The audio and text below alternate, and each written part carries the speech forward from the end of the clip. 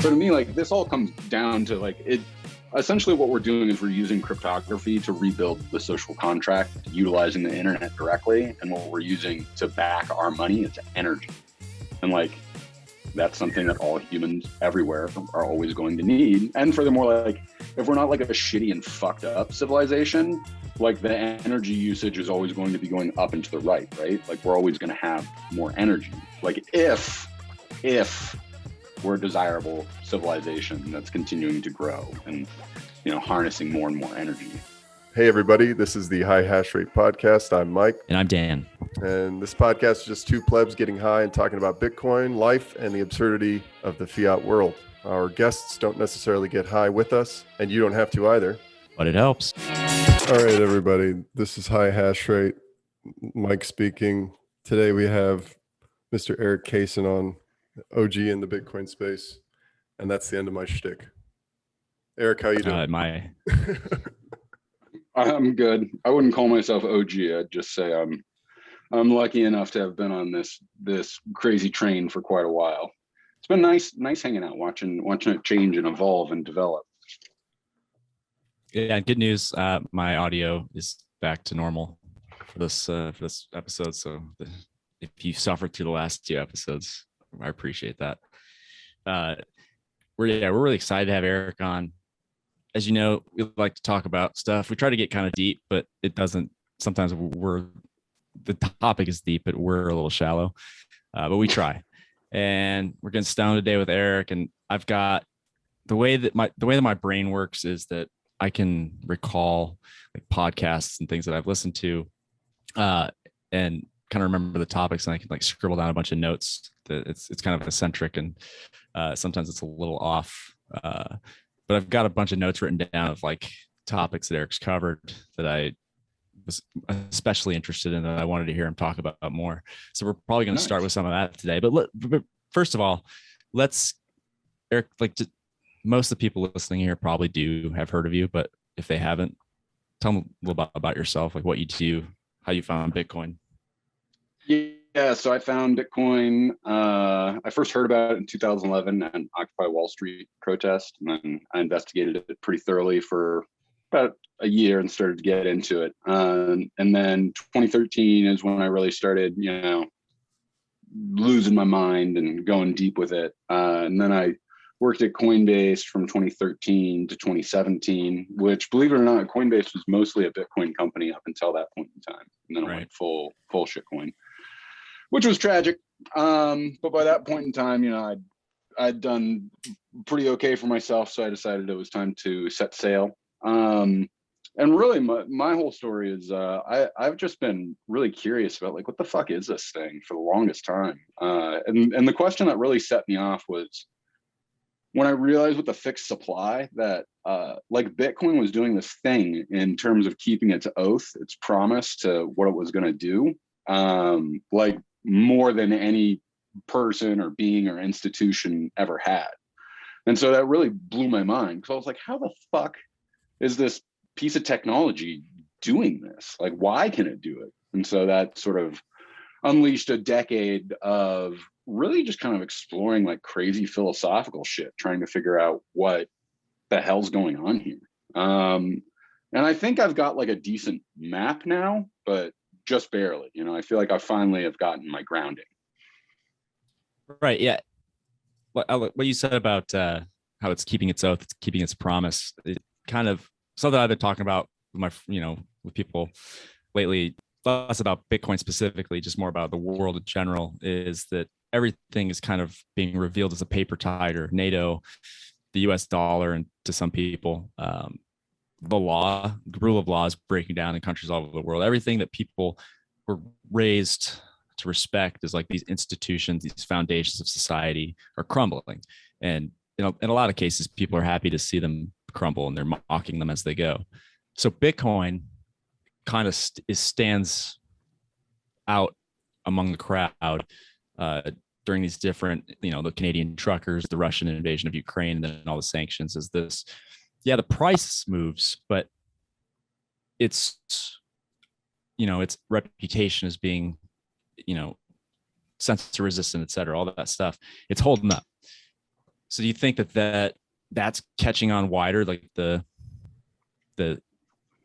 like, you know, Bitcoin keeping itself? Do you think people are recognizing that? To be honest with you, like I have such a hard time keeping a gauge on what's going on, because like I've been so deep down this crazy ass rabbit hole for so long, and like when more people like show up with like they're being like, yeah, like I think about it obsessively like all the time. I'm like, yeah, it sounds about right for what's on par for the course. In all honesty, I don't think I'm of the opinion that Bitcoin is still extremely underappreciated in terms of doing that exact thing. And it's because like living in this nihilistic hellscape, like we're all so ADHD, and like you know, like the fact that financial markets are paying attention to these like quarterly basis instead of it being like yearly or decade or century or whatever. So I think it's extremely underappreciated what's going on and how Bitcoin is performing in this method of essentially, you know, we can look at each block and know the exact number of coins. But I think over the next decade, as we watch the collapse of the dollar, and I mean, like looking at the macroeconomic landscape, like stuff is fucked in a way it has never been fucked before. And while that's scary on that macro level, I feel confident about what we're doing because one Bitcoin is still worth one Bitcoin, and there is a consecutive amount of energy that's going into this project continually. So I feel, yeah, I mean, I'm always amazed when I get asked questions like this of that. I still feel every day I feel better about it, you know, so. I feel like Bitcoin sort of makes us less ADHD in that way, you know? It's sort of because we have to slow down our time preference. It's like we have to remove ourselves. So it's almost like this protection against ADHD. Yeah, like I believe at this point in time, like what's really going on here is because of the way that it changes our time preference and reduces it in a way that we've never been asked to before, that actually inflects upon us ontologically. And we start to think about like, oh, like what, I'm going to die. So like, what happens after I die? Like, how do I take care of my kids or my grandkids? You know, like, what are people going to say about me? Or, you know, like, how do I protect my legacy at all? And we get to ask all these questions that we couldn't ask before. And I think that that's a really important and profound method that I think realigns us much closer with our deep ancestors than, you know, with our more immediate ancestors. So I know of a couple different people that talk about this idea of that, like, we're at the birth of a new dynastic age, you know, where like our children 2 millennia now, or our, you know, our relatives 2 millennia now could be like, whoa, like, you know, great grandpa Cason was like able to figure this shit out so long ago when everybody was still living in crazy ass clown world. Right. It's almost like Bitcoin is like a metronome or something that like, that you like you said, our ancestors, right? Like they weren't thinking about. I follow this. Yeah. They didn't have high time preference. Like things changed in, you know, in the medieval times or before that, very, very slowly. And only really recently, like maybe the past generation or two, with the advent of, you know, the information age, computing, the internet, all that stuff, interest rates coming down to zero, everything sped right up, like much faster. Social media, like our ability to find out information that was, you know, something that's going on in Sri Lanka live on social media, like in HD, perfect sound quality as it's happening. That's, you know, that's very, very new. And Bitcoin also, kind of it's is also that fucking bananas too. Yeah, that's like bananas. the fact that we can do that. Like if you're like, hey, great grandpa, like check out this internet thing we have. He'd be like, what the fuck? He's like, is this thing God? And you'd be like, no, it's just like the internet. He's like, I'm pretty sure this is God. And you'd be like, no.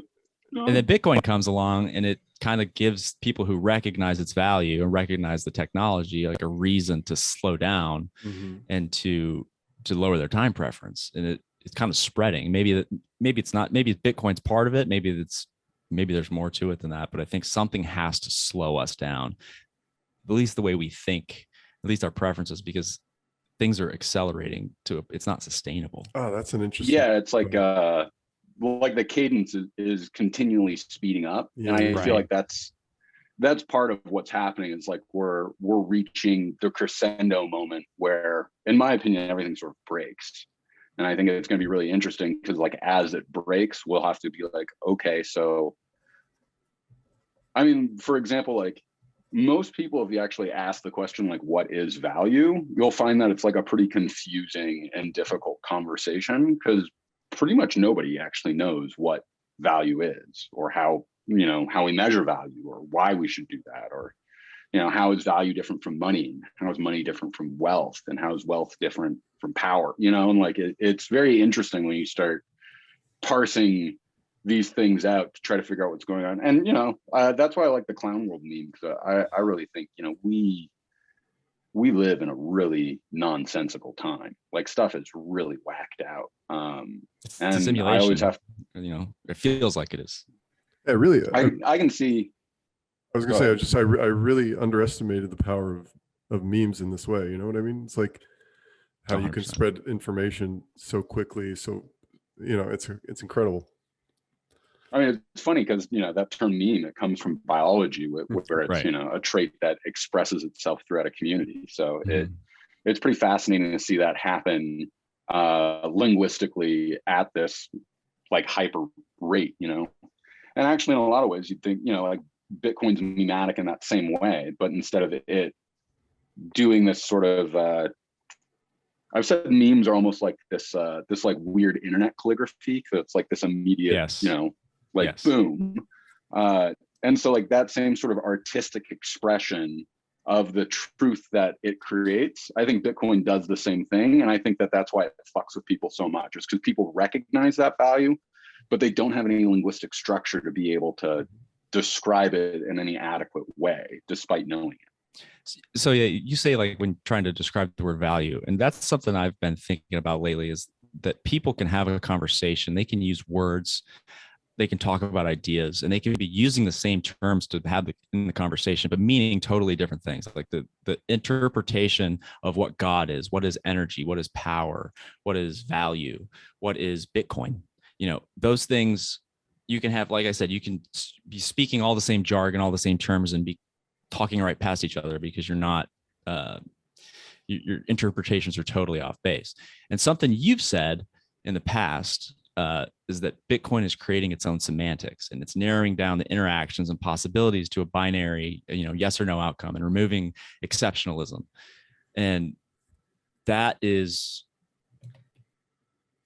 I think, really powerful. As I mentioned earlier, that we're now communicating with people anywhere in the world instantly whenever we want to. But those people have different backgrounds, different cultures. There's going to be a lot of lost in translation. But when it comes down to the most important interactions, it's, you know, money.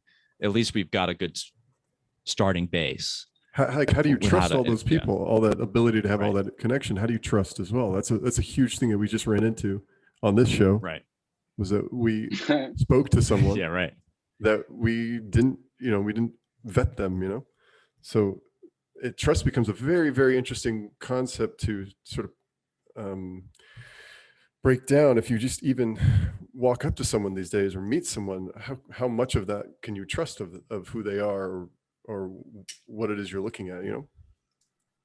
Sure. And I mean, like, what's really interesting is that like this then brings us back full circle to the actual technology of religion itself. And that's what made the major world religions so important in their age, was that you could go to a strange land, and if those people had the same religion of you could trust that you could facilitate adequate and meaningful way, not because they're like, hey, I believe as you do, but no, like because of like this fundamental hierarchical method of establishing what is true and what is value, you know that there was a shared set between you two, you know. And so I think the same thing is going on with the internet and cryptography, is that essentially like you know, like I love my parents, but like they don't get what's going on here in any meaningful way because they're not digital natives, you know. And I think that that's a pretty common experience for most of us. And again, to what I was saying earlier, is that like the time we live in is so extraordinary to have the internet and for us to be digital natives, because like we are literally the first generation of people to like occupy this space in the same way that like the dudes who like came over on the Mayflower were like the same people to occupy the topological area that like is America. And so I think expanding out from that, like we have a very special mission, and that being the pioneers that are first to establish, what this territory is, we also have to protect it. And that kind of brings me back to, if you go to my blog, cryptosovereignty.org, I have that opening political quote from Satoshi where he's responding to somebody on a forum saying, yes, we will not find solutions to political problems in cryptography, but we can, I'm going to fuck this up. So I'm actually just going to go ahead and read it directly. Right. Yeah. I mean, like I said, religion, like the technology of religion, religion is what, a compilation of memes. What's the Bible? It's stories that the stories themselves aren't, a lot of them aren't necessarily relevant to anybody's lives, but you still identify with the hero and the bad guy, and who that, what the bad guy does. Cain kills Abel. Well, Cain's the bad guy. Abel's the, you shouldn't murder your own brother. That's a value that you can hear about when you're 4 years old, 40 years old, and identify with. And it, makes sense. But so he says, yes, but we can win a major battle in the arms race and gain a new territory of freedom for several years. Governments are good at cutting off the heads of centrally controlled networks like Napster, but pure P2P networks like Guanella and Tor seem to be holding their own. And to me, this is an indication of the very real and powerful politics that go into cryptography itself. And this relates all the way back to being a relationship with war itself. Cryptography was explicitly developed to be able to have secure communications under war. And that's very important when we live in a society where what I believe is that we live in a constant and total infinite war. There's a war being conducted against us at all points in time, because that's the method that the state utilizes to establish peace, is by having this infinite war. If you do things that are outside of the purview of what has been afforded to you, they can destroy you, throw you in jail, steal your money, do whatever you want. So to me, this is one of the reasons why connecting back to cryptography is so important, is that it's no longer about the functions of, well, could we do this? It's that you can't break it. And that's really important. And then if we even look at that in the entire historicism of man, the fact that we're at this apex of this technology of war that seems to actually be at a total end game of how it protects us. It seems to be almost a forbidding, or I don't have the right word for it, but it seems to almost be like a spell that's no. Right. So when I was in the Air Force, I flew on a spy plane. The most important equipment at all times was the crypto, the stuff that we put it in. We used it to sign all the Starlink, not Starlink, but stuff similar, all the communications between everybody on the ground, everybody in the air. It was all protected with with cryptography. It was the most important of all of our mission. It was the most important thing on the base. They protected it like it was the Ark of the Covenant. Yeah. And you know what that first communication is called? Where the crypto protocol is being established between the two communicating entities? No, what's that? That's the handshake. Oh yeah, right. Okay. And what I find it really interesting, these sort of etymological collisions that happen around this stuff, because what's a handshake other than the beginning of an actual agreement? Right. And so to me, this all comes down to it. Essentially what we're doing is we're using cryptography to rebuild the social contract, utilizing the internet directly. And what we're using to back our money is energy.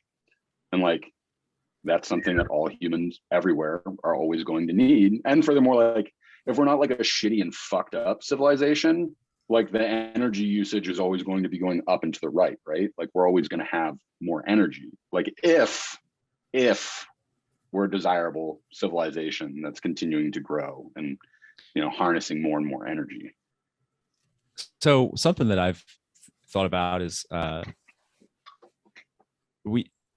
encryption is used to set us free, but it doesn't it can be used for bad, for bad. So think about, we use the HTTPS protocol, and that secures our information from being hijacked, right?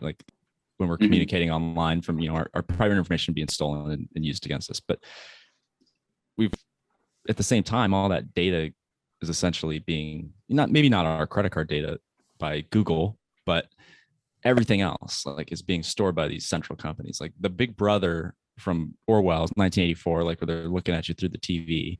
That's not, well, maybe they are looking at you through your TV now, but most of it, all our information is going to these 5 or 6 data hoarding companies. So we, some part of our communication, we like, oh, this is secure, I can put anything I want in here, but really it's kind of a trick to it. How do you avoid that? How do you avoid that? How do you make sure that you're not given? Or I'd say, first of all, right now the internet's horrifically broken, and like we're in the absolute belly of the beast at this point in time. Like if we don't get this shit under control, and if we don't rebuild the internet in a thoughtful and meaningful way with robust full encryption, people controlling their own data, like very quickly, like we're going into like a pretty nightmarish hell. And I feel quite lucky that there haven't been many more sophisticated techniques carried out against us because of the amount of that data gathering that's going on. And again, like this is, in my opinion, this is why we need Bitcoin, why we need Lightning, is that, in my opinion, like a century from now, like the idea of using Bitcoin as money is going to be kind of laughable, just because it's going to be more of like an infrastructure piece of the entirety of the internet, and that like these, UTXOs themselves are going to hold these anchors to, either large warehouses of data or significant amounts of wealth, but essentially like it's going to be the method that we utilize in order to rebuild the internet, with its backbone actually having full encryption, with a lot of the stuff that Jack's talked about with Web 5, with like decentralized identifiers and that sort of stuff. I foresee it playing out that way. But yeah, right now, like the internet's this sort of nightmarish panoptic monitoring apparatus that hasn't been fully turned on yet. And like, that's the only thing that gives me the saving grace, is that like nobody's built, well, at least not to our knowledge, but nobody's built sort of a sophisticated UX that takes this vacuum of data and says, well, 1984 style, instead of just watching Erik through his TV, like, let's review all of the information about Erik and find like what are certain quirks about his behavior. Like, oh, it turns out when he lies, like his left eye always shivers slightly or something. Right. So something I wanted to dig a little deeper in something you talked is like Bitcoin has like these messianic properties. So one of the least, and you've talked about this too, but one of the least appreciated aspects of Bitcoin is the way that it inspires people to reflect upon the what is truth, reflect upon what is important in life, reflect upon basically every aspect of what it is to be human and what it is to live in a society. And what have you thought about, like, what is it about Bitcoin that has such a strong impact on the way people start to think once they start to understand it? Yeah, I mean, in my opinion, it's mostly that I very much believe we live in a nihilistic world, not because, there is no God and he's dead, but because that's the world that we've made. And so most people, when you talk about these ideas like radical truth or God or these other things, it's all just sort of ridiculous. Like most people are like, what do you mean? Like there's some guy in the sky that can save me, and that, if I give my soul to him, that like this all sounds like bullshit. But then when you encounter something like Bitcoin, all it's doing is literally it's just a ledger of all of the transactions that happen. It's just total truth keeping and accounting. That's it. And so when you start poring over it again and again and thinking about it, you're like, oh, like all it's doing is telling the truth. Why is that so radical? You sort of turn around and look, you're like, oh, because like I live in total fucking darkness, and this is an absolute nightmarish hellhole where a president openly rapes children and has a son that does crack, and people act like, that couldn't actually be happening because I don't like how that makes me feel inside. Like, in my opinion, like this world is really fucked up and twisted. So when we find something that is just telling us the truth, it's very radical. And the exact same reason why Bitcoin went from being worth nothing to, worth $20,000 a coin today in the short span of 10 years, because nothing in the world tells the truth like this anymore. Nothing wants to be accountable in the same way that Bitcoin wants to be accountable, and that's an extremely radical idea.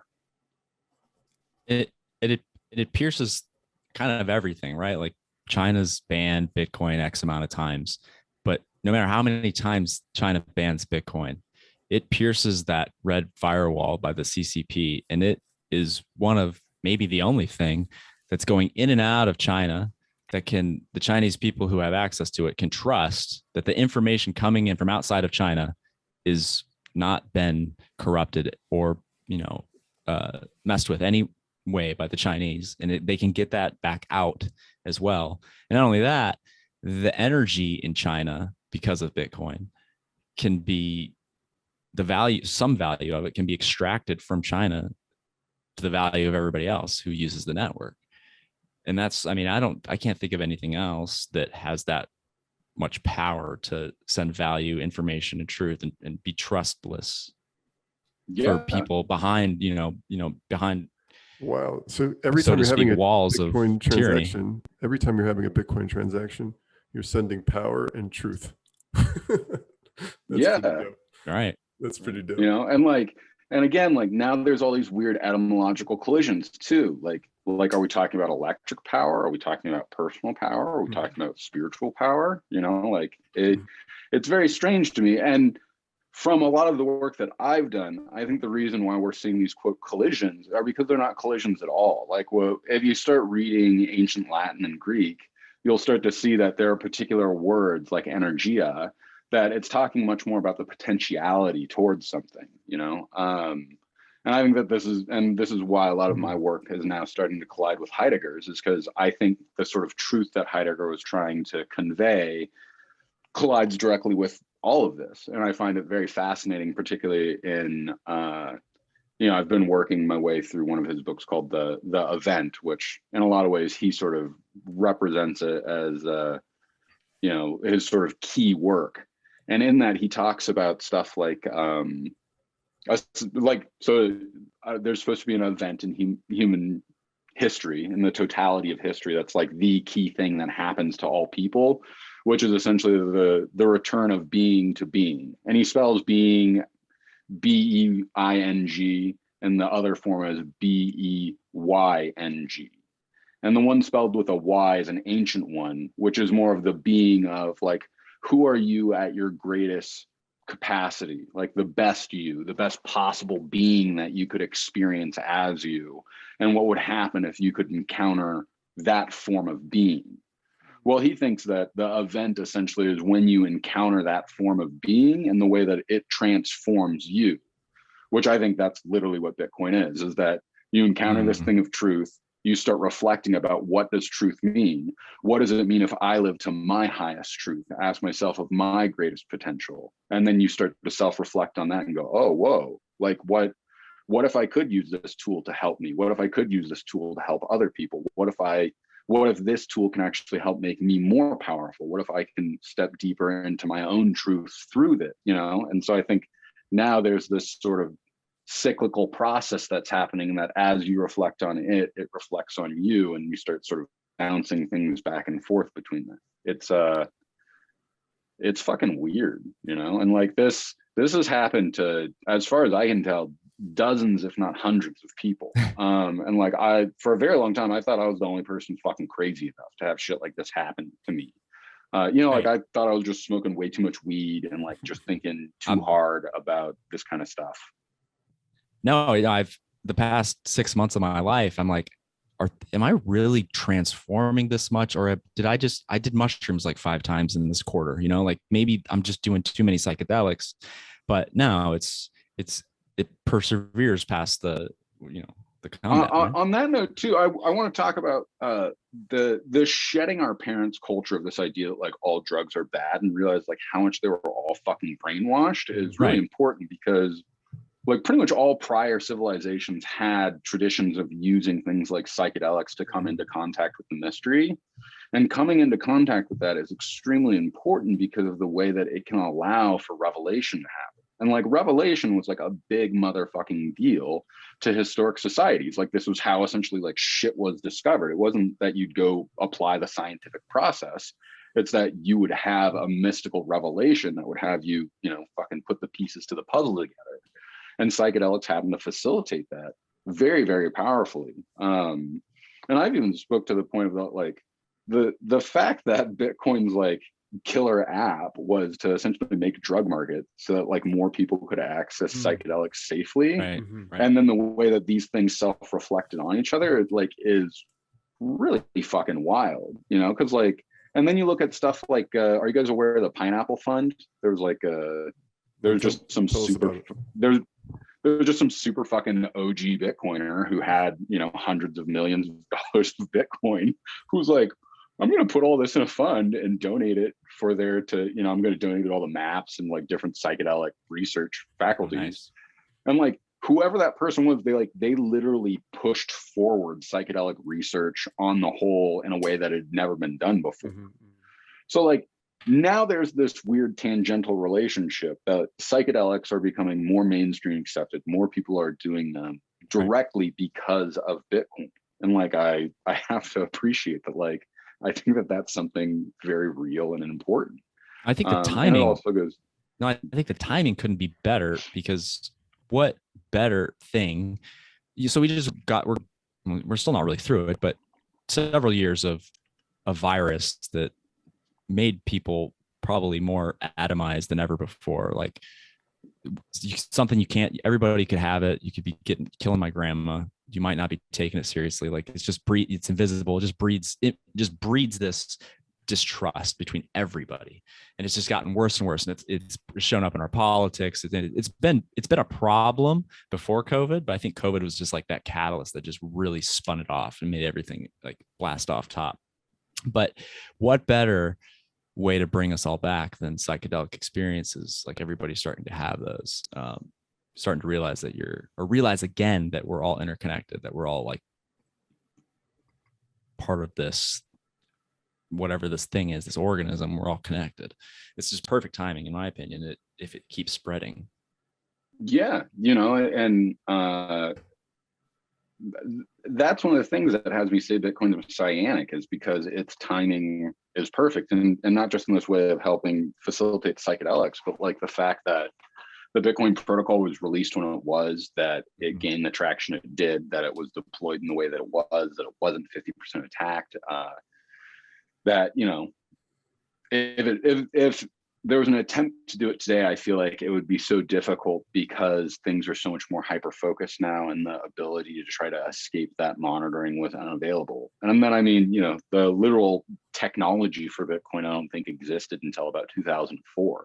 So there was a very small window here where something like this could be created, and Satoshi happened to be artful enough to pull all of these things together and to performatively present it in such a way so gracefully that, you know, it actually got deployed and it gained traction. And it's I wonder if it'll be looked at in 1,000 years from now, 10,000 years from now, is like almost like the Earth is like this Goldilocks zone of like this perfect timing where everything kind of came together, and it wouldn't have worked if it didn't happen when it did.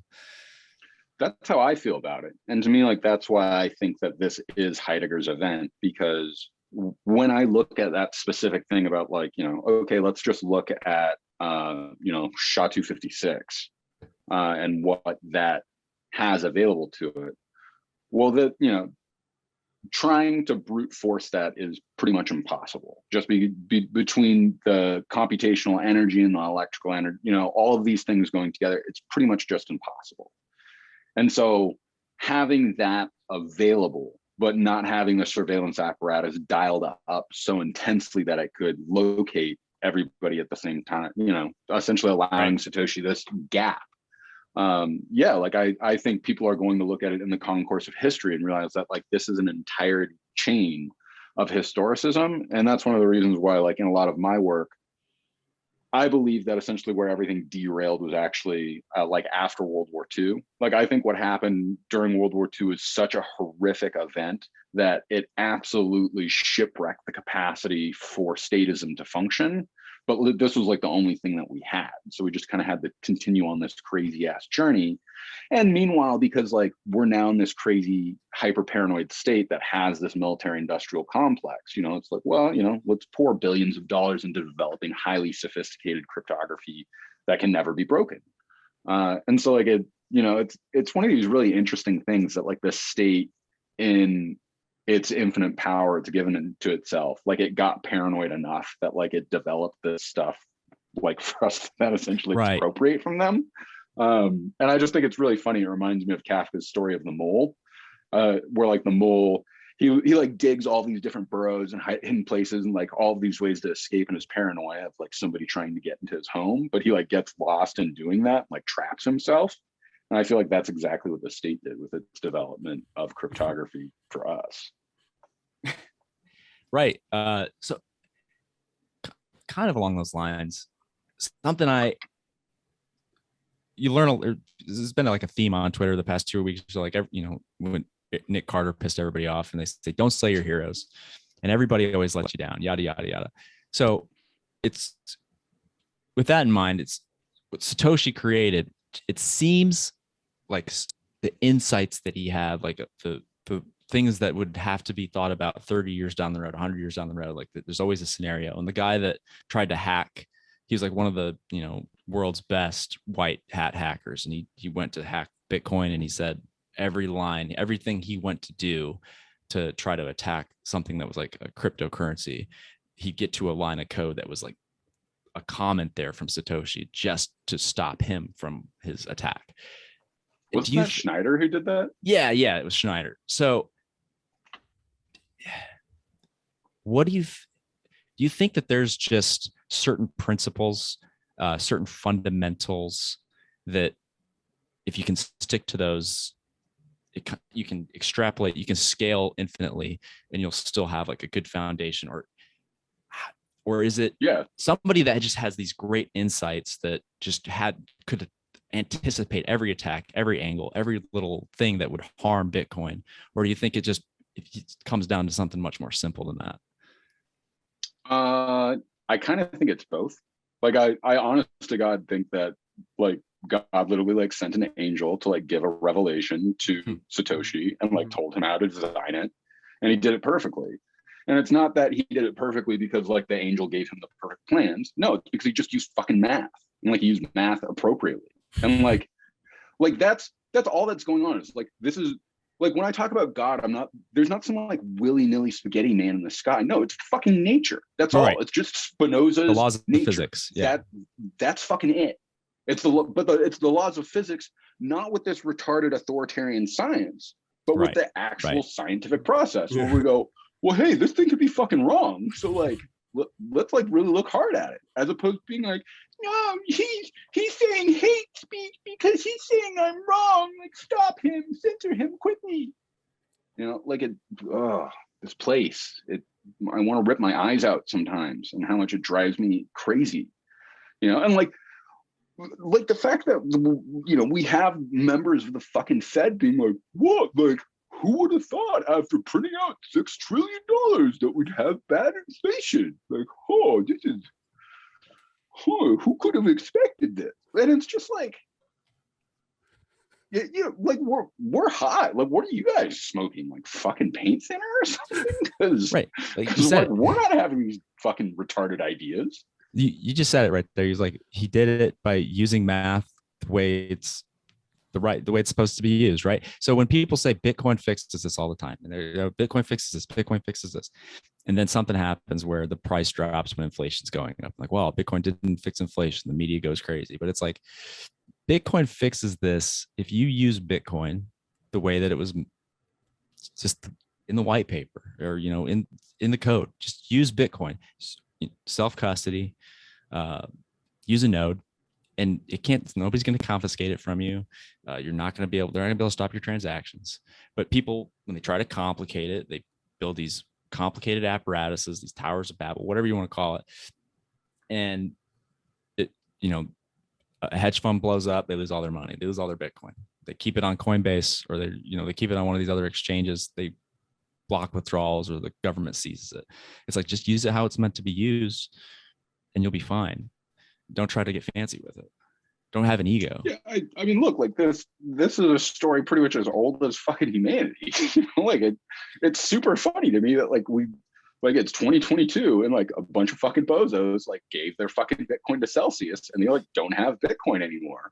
It's like, oh God, like who could have ever anticipated that? Like, oh, you mean every single fucking bank run in all of human history? That's what happened? Oh, so like this has happened fucking hundreds of times before.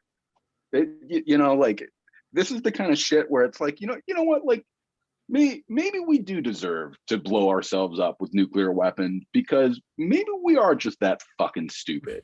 Because if people are going to give their Bitcoin to Celsius for what, 8%, like you really needed fucking 8% on your unconfiscatable money. That I don't know. It's just, it's tragic and it's frustrating. But I guarantee in the 22nd century, the same goddamn shit's gonna be happening. People are gonna be like, did you know that at fucking Square Foo who was offering 2% interest rates, that everybody lost their fucking money because the guy was buying coke and hookers with it?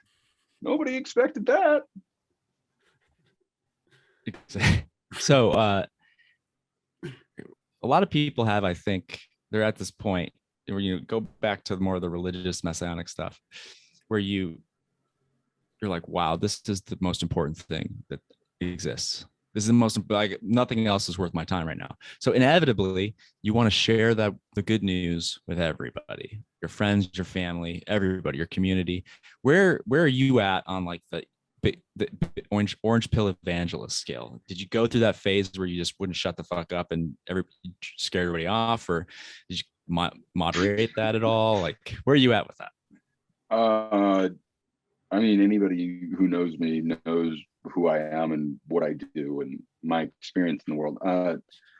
I'm not evangelical about it, just in terms of being like, you need to buy Bitcoin, get on with it. Because like, I'm so sick of people, like I'm just like not interested in like selling people on Bitcoin. I'm interested in helping people like get Bitcoin when they want to do that. But like, look, like if you like look out into the world and then you like look at Bitcoin, you're like, this thing's useless. Like, I can't fucking help you. Like you're obviously retarded. So, like have fun staying poor because that's what's going to happen. And like, I'm not trying to be an asshole, even though I absolutely sound like an asshole. It's just look, this is going to happen. And if everybody could just like get on the fucking lifeboat right now, like we could get sailing and we could fix shit a lot faster. But like, we're going to have like 120 years of just fucking bozo nonsense until we finally get to a Bitcoin standard. And people are finally like, it turns out like if you give people the power to control money, they're going to like get corrupted with it and like use it against you. And like, even though we fucking know this from the last 3,000 years of human history, it's going to take another 100 years of this bullshit for people to really figure it out. So I get, and it's interesting as I'm talking, I'm really like, I'm kind of angry about it because like I just want people to fucking get it and get that it's important and realize like, look, like just appreciate for a moment that like you're probably a fucking moron, like because most of us are morons. And I'm not saying that to like be an asshole. Like I lost an object for a fucking hour today and I was looking for it for an entire goddamn hour. And then my wife helped me for 2 minutes and she found it. I felt like a fucking idiot. And I'm pretty sure most people do stuff like that pretty frequently throughout life.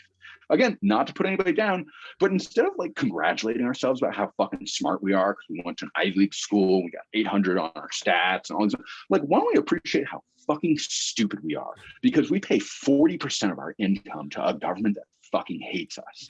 We must be morons if that is what's going on. So if we're that fucking stupid, let's just stop for a minute and appreciate that we're that dumb. And maybe the 8% interest that Celsius or BlockFi or whoever is promising us, maybe the yield is coming from somewhere else. And maybe that yield is our stupidity. So, yeah. So I don't get in conflicts with people about it. It's just like, I don't know. Like if people, yeah, I just really don't like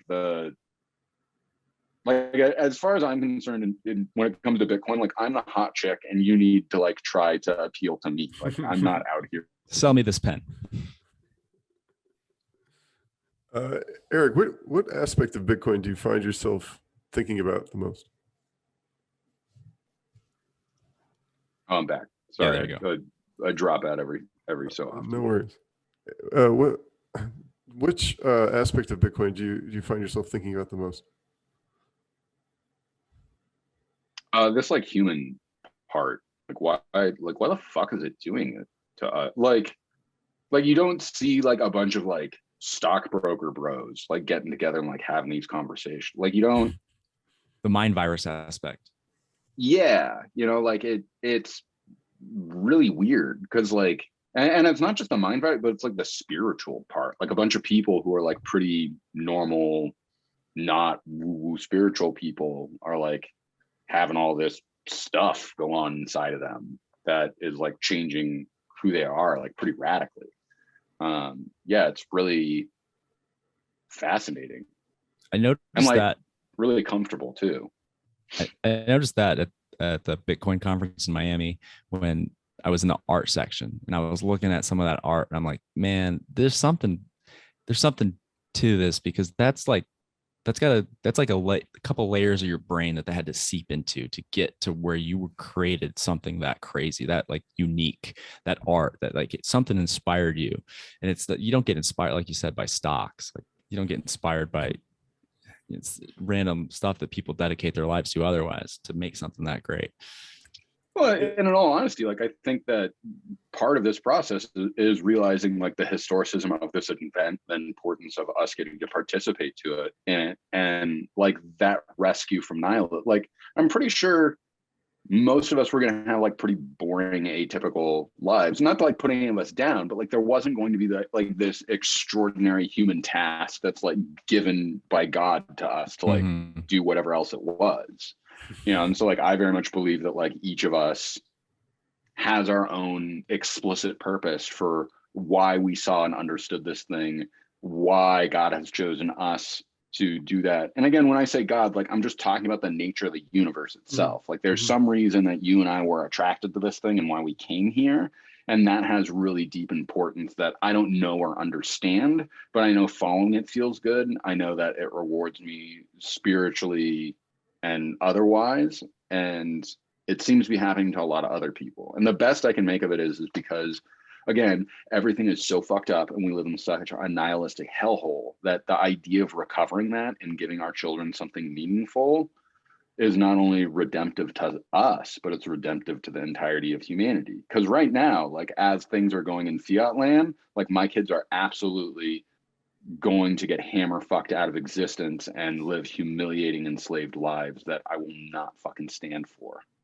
And so that's one of the things I'm so excited about is I want to get off a fiat standard for my children and for their children and for all children after that. Like I want 200 years from now, our ancestors to sit around and go, can you, like this debt stuff is so fucked up. And they go like, yeah, they just like made money up. They were just like, hey, like I deserve an extra $1 million today. And like, that's how they did it. And people will be like, no, like, why did they let people do that? And they're like, they didn't know any better. They're like, how could you not know any better? Bitcoin gives everybody a chance to have their own hero's journey, a reason to go on that hero's journey and to make the world a better place. Absolutely. And like I love, John's fucking book that he wrote on, the money messiah, was really great about essentially, everybody has to go through their own hero's journey where they discover what these values are for themselves, and essentially like, I think that Bitcoin is just affecting and touching all of us in the same way because like we all have the same darkness and loneliness and nihilism and defeatedness and purposelessness that Bitcoin speaks to and turns from. And as it resonates with each of us, we find a new grounding from which we can approach the entirety of the world. And furthermore, like I finally feel like I can change things now. Like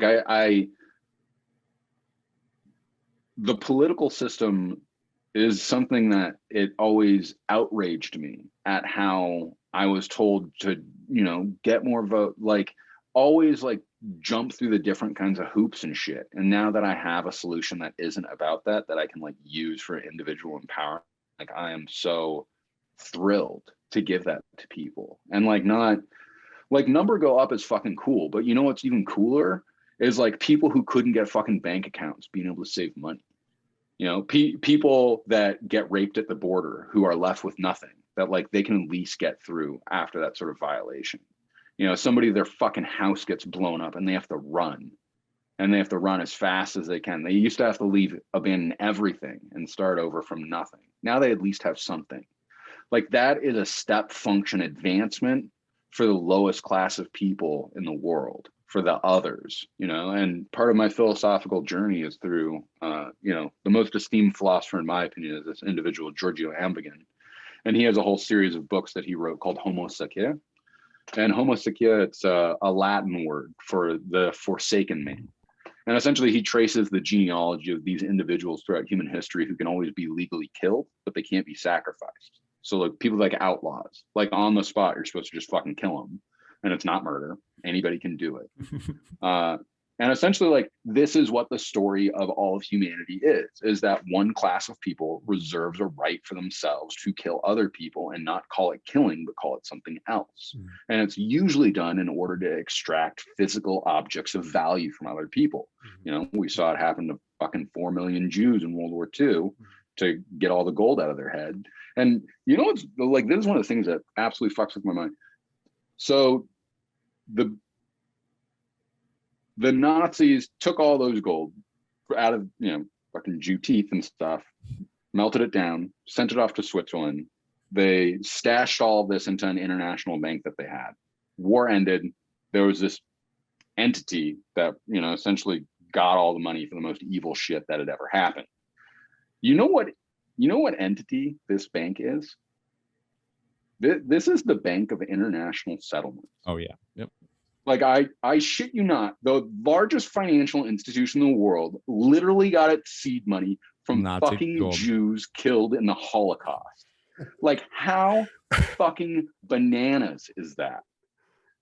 So like when Bretton Woods negotiations started, the Norwegians wouldn't even come until they were promised that that bank would be disbanded, which FDR did stand behind on disbanding. He fucking died. And then, you know, when we had the Truman? Yeah, Truman was after. Yeah, FDR. So yeah, Trump had one, I guess.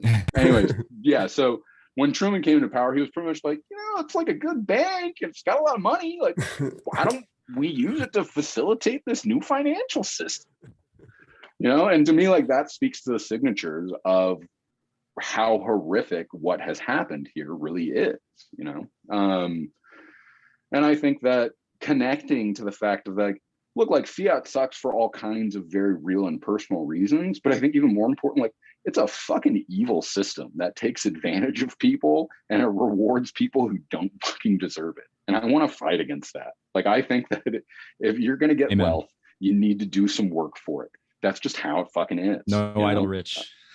Yeah, you know, I'm like, I am very excited to see how going to a Bitcoin standard is going to really augment the economy in a meaningful way, moving away from a financialization and a service sector back towards more real work. And I feel really excited that like we're going to see a second industrial revolution that's going to make all kinds of super awesome shit that's really going to push humanity in a positive direction.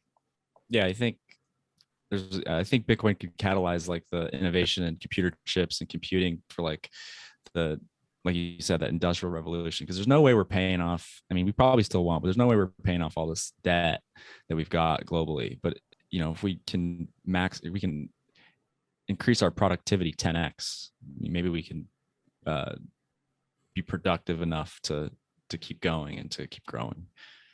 Yeah, and I mean, that's one of the grand problems that we've seen with Fiat. You can see them on the chart since, you know, 71 is where it's split. And like, this is one of the problems of that broken relationship with truth. It's like right now, you can be a very, very productive person and get zero fucking return on that. And right. Like, that's just how the world works. You know, like I remember I was in Burma in 2008, and I remember I was like talking to these guys working, and like they were literally smashing boulders with sledgehammers. And like doing this for like 14 hours a day. And I was like, holy shit. I was like, I can't even imagine, like, how much are you guys paid? They're like, oh, like, you know, like 800 shot, or, and like, that was literally 90 cents. That was, and I remember I like pulled my money out and I gave each one of them like 2,000 jot, and they were like, holy shit. They were like, thank you so much. And I was like, no, man, like, you don't understand. Like, I didn't do anything for that money. Like, you are doing real hard work, you know? And Totally. so I think, again, this is why we need proof of work and not proof of stake, is that it's important for work to tangibly be an aspect of what's occurring here, both in name and in actual productivity itself. You know, and the idea is that, like, if you're getting energy at a lower cost, it means that there's a form of productivity that you have that somebody else doesn't, so that you can put that energy into the network. Totally.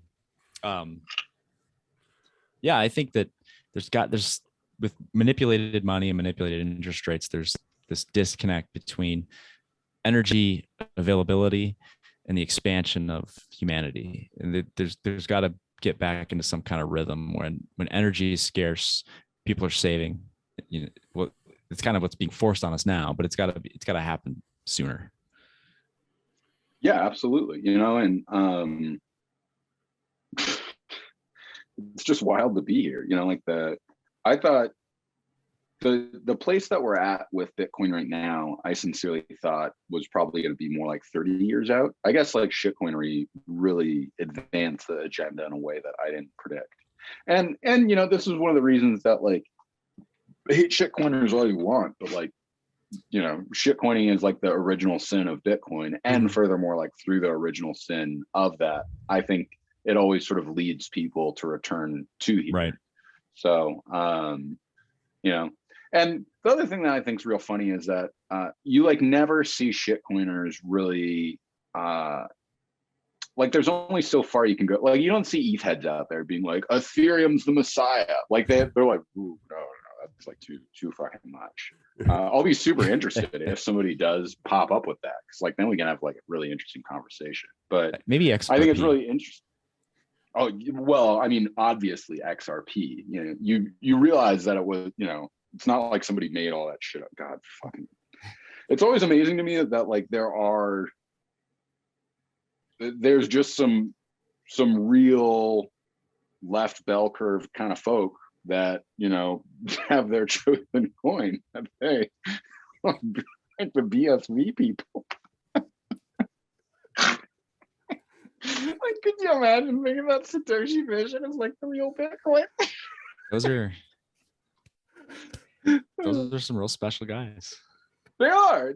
Or The ones that aren't on Calvin's pay list. Yeah, it's like these like made up religions in a way, almost.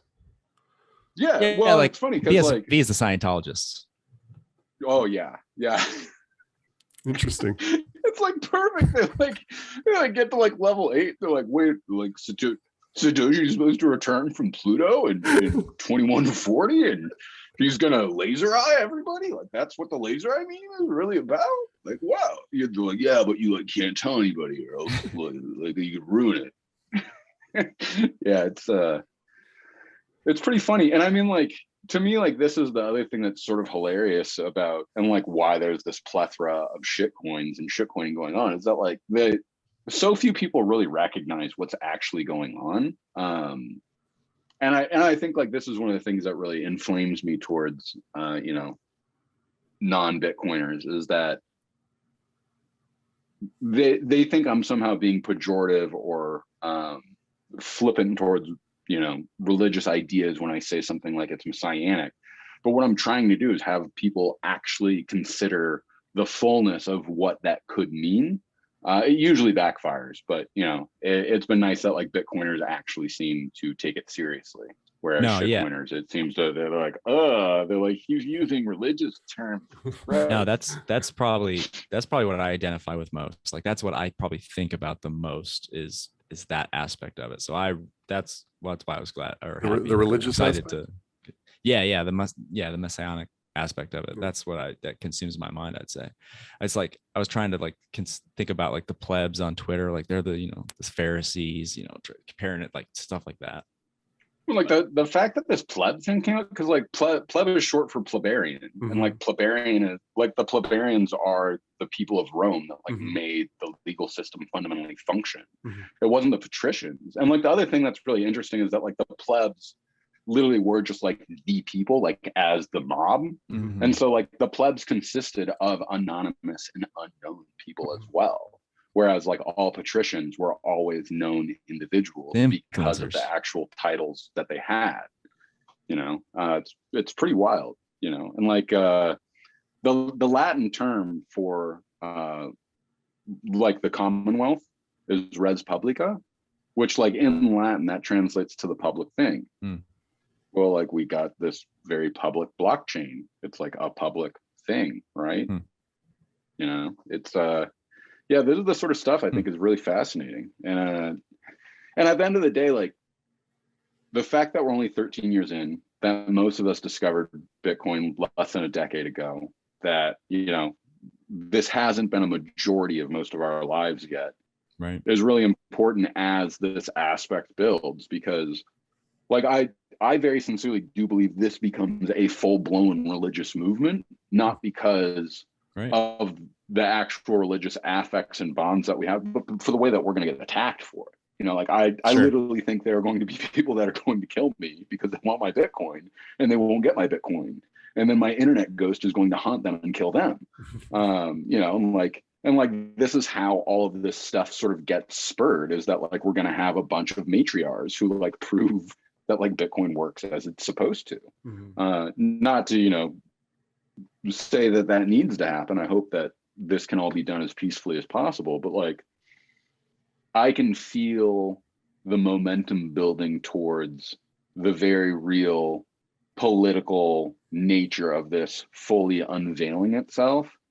And I'm really excited because I think like that's actually going to be the thing that rescues America and allows for us to create a totally new revolutionary front that allows for us to change our constitution to be better and more fitting for our times.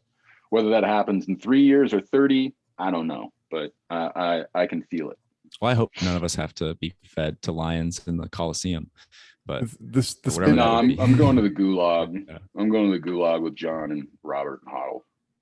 This makes me think that like the question is, what is the church of Bitcoin? Where do you go to church? Is it going to be the meetups? Is that the church of Bitcoin? Or the forums, the meetups, conferences? It kind of depends. Well, I mean, like, will it become a physical place? Is what I'm saying. Do you think it'll become to the equivalent of a church, a modern church today? That's what I was thinking about. I think there will be like Bitcoin temples eventually, you know, I'm like I totally thought about building and doing this. It was essentially like having a Bitcoin temple where like people come and we have like secure devices that they can like generate private keys with, and or like there's like a ritual where we all get fucking high and just like roll dice all day, and like like there's like 5 people, like one guy writes down the numbers of each roll, and so like you like roll keys with like dice and shit, and there's like all kinds of different rituals, you know. Like I've been working on developing essentially like a ritual that's designed to create, you know, 5 separate keys that are then distributed to 5 different people. And these are like your chosen individuals for like when you die, they like help pass your wealth on. And what I really like about 3 of 5 too is that like the inherent trust that you extend, that like 2 of these people, you know, that within this group of 5, that, because I imagine you're using this to like pass on to say you're, you know, I'd leave it to my son. So there's like 3 others outside of my family. Like, well, you're giving the trust that like those 3 could collaborate against you if they really wanted to. But like if they're your chosen people, they wouldn't do that, right? You know? And so I think all of this is going to become profoundly important in the future if we're going to manage our money correctly and intelligently, and if we're to move away from the forms of life that we had. And like I'm of the opinion, like I think life today fucking sucks, and like people are like, but you got like your TV and the internet, and be like, look, like we have some pretty cool technology, but like it's not fucking worth all the other crazy shit that's going on, in my opinion. Well, there's more depression now than ever before. Yeah, that's no coincidence. Like, you know, some of it's to sell drugs at an all-time high. Like, you know, yeah, drug use is at an all-time high. And like, not that that's necessarily a bad thing, but like, No, I you're mean doing a like, bunch of fucking yeah, heroin. I just mean like some of the depression is like to sell pharmaceuticals to cure your depression, but really people's lives are definitely, there's just, it seems more prevalent. yeah, Yeah, like you're saying. And so for me, like, I don't think, I think that this is all because of how the world is today. And I think it's because we're so strongly lacking in any form of truth, and that we're so far away from authenticity and from having sincere and authentic experiences, because, well, that's kind of what Fiat land is all about, is getting you as far away from those things as possible, which is also why psychedelics seem so extraordinary and intense, because it's an actual authentic experience that you're having that's beyond being appropriated. It scares you. It can scare you if you're not used to it. Yeah, I dropped acid last week, and it's funny because like it's always a real roll of the dice, but this last trip was just fucking fun, man. Like I had a great time. I was just like, because I really let go of my shit, and I was dancing, and I was really in my body. I was having a great fuck. I was playing with my dog a whole bunch. I noticed that with acid. Weed or mushrooms is more. I'll like get in bed and just put my covers over my head and listen to music. But like when it's acid, it's like I'll run around. I'll be outside. It's a lot more fun. A lot more energetic. I get wacky on acid. I get really into my body and like doing shit and stuff. It's but yeah, it was great. I really needed that. I felt like for me, it's always like a great check-in experience, because like it had been a long time since I had dropped acid. Probably like 6 months or more. So it just felt really good to return to that and remember and be like, oh yeah, like this is mushrooms. What it's all about. Mushrooms or acid can also be a good like temperature check. Like sometimes you don't know if you're really happy or experiencing happiness, or if you're just kind of telling yourself you are, and then you take some mushrooms or some acid and you're like, I found out there was a problem. Yeah, it's funny. I feel like I was having the opposite experience. I was getting like too involved in all of like my daily bullshit and trying to get stuff done, and just feeling like I was dragging everywhere. And so this was, like I was walking around my property and I was like, man, I like fucking love where I live. Like, I got, there's a great setup and happy with my family and everything. So yeah, it was a great check-in experience. Because like, it's funny because anytime that I do shrooms, it's usually a much more intense personal experience. So I don't do shrooms as much, just because I find that it's always like a pretty serious affair. So I had some trepidation that this last trip was going to be like that, but nope, just good vibes all around. I gotta get some acid then. That sounds fun. I haven't done that in a long time. Yeah, I've never done either. I need to. So I want to try this. Oh man, like acid. Like I experimented a bit with different things, and I've always been real cautious and kind of paranoid. But same. Like as soon as I started doing acid, I was like, oh, like this is like my fucking drug. Like this makes me feel fucking great. Like I've only done it at concerts and festivals. I've never just done it chilling at home or like going for a walk. Like, I've always been at like Red Rocks, Bonnaroo, something like that. And it's just like that's intense. That can be aggressive. That's seriously. I rarely do stuff like that just because. Well, one is how I introduced myself to it. It was always like at home, under, personal conditions. Should be, yeah. But actually, I'm going to a concert, like a full weekend thing next week, and I'm really excited because I'll drop there and have a great time. So it can be good for particular situations, but I'm usually very much like do it at home, do your own thing. For sure. Because I find a lot of just like the normal stuff getting to do that when I'm tripping to be really fun. Like I'll just like looking at bugs and flowers and shit half the time. Just going for a walk is awesome. It's revolutionary. Yeah, and thankfully, because we have a decentralized, censorship resistant money, people can go out to an onion patch and find these, very powerful substances that can help facilitate very deep transcendental experiences safely and effectively now. And I think that's really important. I think it has a really important relationship with Bitcoin directly. And it's great that we can all sit here and smoke weed, and that it's hopefully legal in the states that you guys are in, but that it's much than it has been before. And I think in a lot of ways, getting high is sort of a mini trip in a lot of ways. Oh, totally. So I think it's great that more people are becoming open to these things as opposed to, you know, us moving in the opposite direction. Yeah. It's like getting high is like a vacation getaway, where a trip is like a 6 month or a month long, whatever. Yeah, it could be that way. Stay. It's funny, and like anytime I'm done tripping, I get to like the end of the night, and I'm like, I'll like think about something from like 2 o'clock in the afternoon, and I'm like, that was like a gajillion years ago. That was like a different eon. I was a different human. I had a different body at that point in time. Yeah, very, very good. Well, Erik, yeah. Thank you for coming and talking to us today. This is a great conversation. It's great to get high and talk to you. Tell anybody where they can find your blog or find you online. Anything you want to chill. You can find my personal website at cryptosovereignty.org. There's a series of crazy ass essays there where I get into pretty deep esoteric philosophical territory. You know, I make the rounds on podcasts, so you'll see me sort of frequently appearing as guests. You'd think I would have something more to shill or sell people at this point in time after doing this shit so much, but nope, I don't. So find me on Twitter. You should probably buy and hold Bitcoin if you don't. I'm not sure why you're listening to this if you don't own or hold any Bitcoin. And you should probably try to acquire more, because I don't foresee any other blockchain becoming the second coming of Jesus. So, you know, that's kind of what I got for you. So it was great chatting with you gentlemen as well. Yeah, I'm happy that I'm not more sleepy at this point in time, being a parent.